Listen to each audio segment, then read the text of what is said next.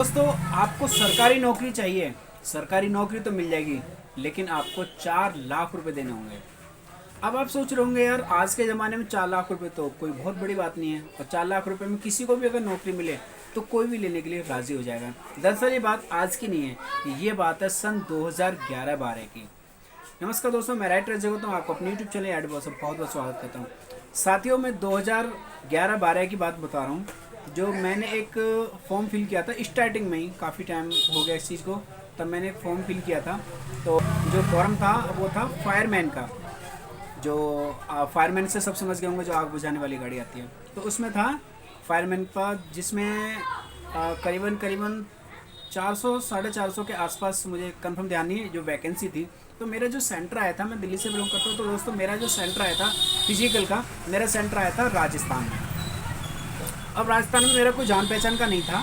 तो मेरे एक, जहाँ मैं वर्क करता हूँ, जो भी मेरी आप शॉप देख रहे हैं, इसी के नियर में एक रिलेटिव है मेरे जान पहचान के। उनके रिलेटिव इत्तेफाक से वहीं निकले जहाँ मेरा सेंटर था, उससे करीबन 4-5 किलोमीटर के आसपास में।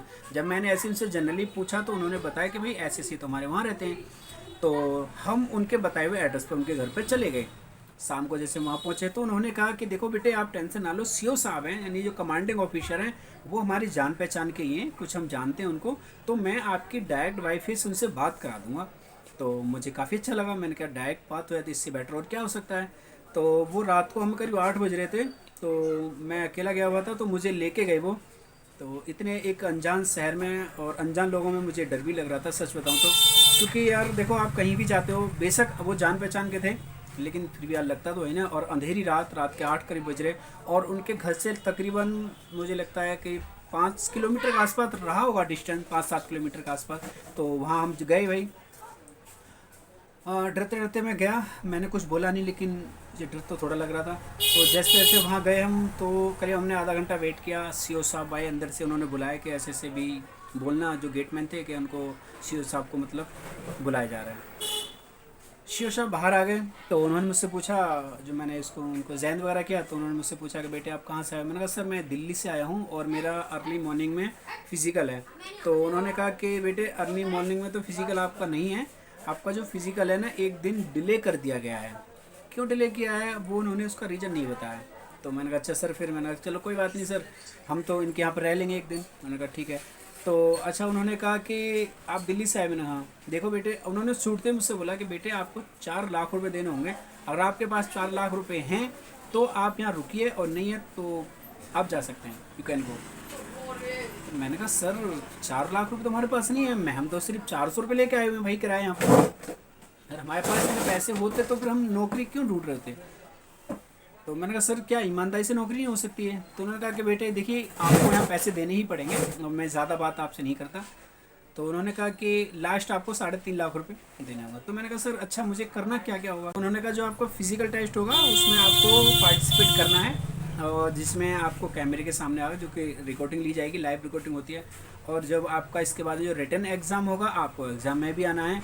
बस आपको जो भी आपको एग्ज़ाम में लिखना है वो आप लिख दीजिएगा, और आपको पार्टिसिपेट करना ही होगा। और उसके बाद डीएमई होगा, जो मेडिकल टेस्ट होगा, आपको उसमें भी आना है। लेकिन आपको कहीं भी फेल नहीं किया जाएगा, चाहे आप मेडिकल में आपको कोई भी प्रॉब्लम हो रही हो, या फिर आपको क्या नाम फिजिकल में आप क्लियर नहीं कर पा रहे हो, या फिर रिटर्न एग्ज़ाम में आपको कुछ भी नहीं आता हो, यानी कि सब टोटली धांधली हो जाए।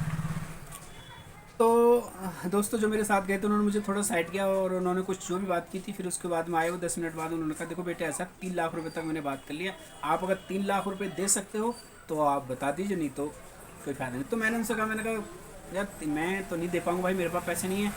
और फिर मैं एक काम करता हूँ, मैं मतलब फ़िज़िकल में, मतलब एक अंदर से चुल उठ रही थी यार फ़िज़िकल में शामिल तो हूँगा मैं। तो हम वहाँ एक दिन रुके, और अगले दिन फिर हम फ़िज़िकल में भाई शामिल हुए वहाँ पर। यानी कि जैसे आज मैं गया हूँ, सुबह को फ़िज़िकल है, तो उसके तीसरे दिन यानी कि अगले दिन, तो यानी कल के बाद में, तो जब हम भाई मैं फ़िज़िकल में शामिल हुआ, तो आप यकीन नहीं करेंगे, जो फ़िज़िकल टेस्ट था, तो उसमें उन्होंने जो क्या बैच बना लिए थे भाई, के 10 आगे के लिए जाएंगे, फिर 5 आगे के लिए जाएंगे, और फिर इस तरह से जो थे, जो नंबर वाइज आ रहा था, इस तरह से जो बैच बनाया था उन्होंने। तो जो मेरा आया था, मेरा फर्स्ट में आया था, कि मेरी रनिंग बहुत अच्छी थी। तो जो 10 लड़के आगे के थे उसमें आया था, तो बट मुझे पता था कि इसका कोई मतलब वैल्यू नहीं, इसकी कोई महत्व नहीं है इसका। तो दोस्तों जब मेरा एग्ज़ाम हुआ था, मैं एग्ज़ाम देने गया, तो 120 नंबर का आया था। तो एग्ज़ाम में मेरे जो नंबर थे 91 बन रहे थे उसमें, और मैं एससी से बिलोंग करता हूँ। 91 बन रहे थे, तो मेरा उसमें नंबर जो आया था एग्ज़ाम का, जो रिजल्ट आया था उसमें नंबर नहीं आया था, क्योंकि जब हमने जो हमारा जो बुकलेट थी यानी क्वेश्चन पेपर था वो जमा हो गया था, तो मेरे वहाँ पर बिल्कुल राइट आंसर थे, तो लेकिन मेरा नंबर नहीं आया था। तो मेरे एक साथ में लड़का था जो रनिंग करता था, उसने भी उसी में फॉर्म भरा हुआ था, तो उसका नंबर आ गया था। तो मैंने पूछा यार मेरे 91 नंबर हैं और भाई तेरे कितने थे?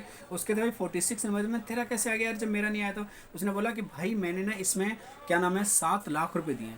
मैंने कहा यार 7 लाख रुपये दिए? मैंने कहा यार मुझसे तो 3 लाख रुपये मांगे थे। कह रहा किसने? मैंने ऐसे सी साहब ने मेरे से 3 लाख रुपये मांगे थे, उसका सेंटर कहीं और था। तो उसने बोला नहीं भाई मेरे तो बीच में एक दलाल था, मेरी उससे बात हुई थी, तो उन्होंने मुझसे 8 लाख रुपये मांगे, तो जैसे तैसे 7 लाख रुपये मेरी बात हुई है, तो कुछ बीच में दलाल ने खाए होंगे।